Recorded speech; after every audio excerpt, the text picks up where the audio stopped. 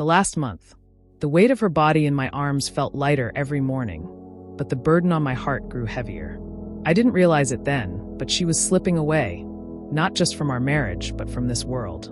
When I walked into our small, sunlit apartment that evening, my wife, Lena, was setting the table for dinner. The scent of her homemade rosemary bread filled the air, a smell that used to make me feel at home. But tonight, my stomach twisted with guilt. I reached for her hand, my fingers trembling. "Lena, I need to tell you something." She sat slowly, her dark eyes searching mine. I had rehearsed this moment 100 times, but now, under her quiet gaze, the words turned to ash in my mouth. "I want a divorce," I finally said. She didn't flinch, didn't scream, just whispered, "Why?" I looked away, unable to face the pain I was causing. That silence made her snap. She slammed her palms on the table, sending a glass shattering to the floor. "Look at me, Daniel. After 12 years, don't I deserve the truth?" But the truth was ugly. I had fallen for someone else. Claire, a colleague with bright laughter and no history with me. No shared scars, no sleepless nights with a sick child. Just easy, careless affection. Lena didn't fight me that night. She wept silently in the dark while I pretended to sleep, my back turned to her like a coward. The next morning, I slid a divorce agreement across the kitchen counter. Our apartment, our savings, even partial ownership of the cafe we'd built together. All hers. She read it, then tore it in two.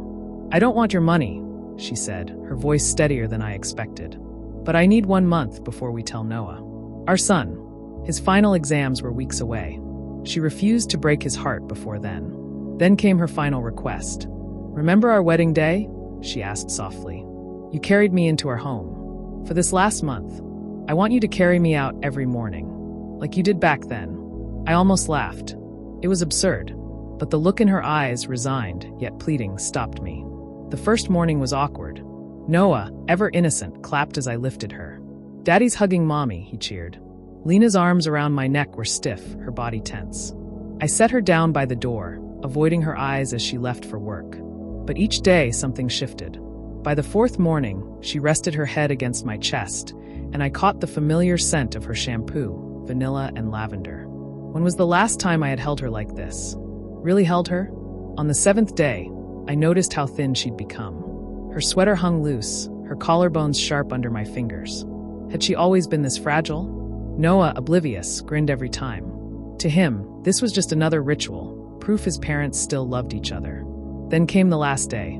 The apartment was quiet.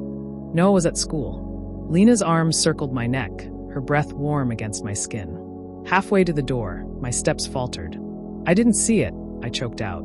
"How much I've missed you." She didn't answer, just pressed her face into my shoulder. That afternoon, I stood outside Claire's door. "I can't do this," I said before she could speak. "I don't want the divorce."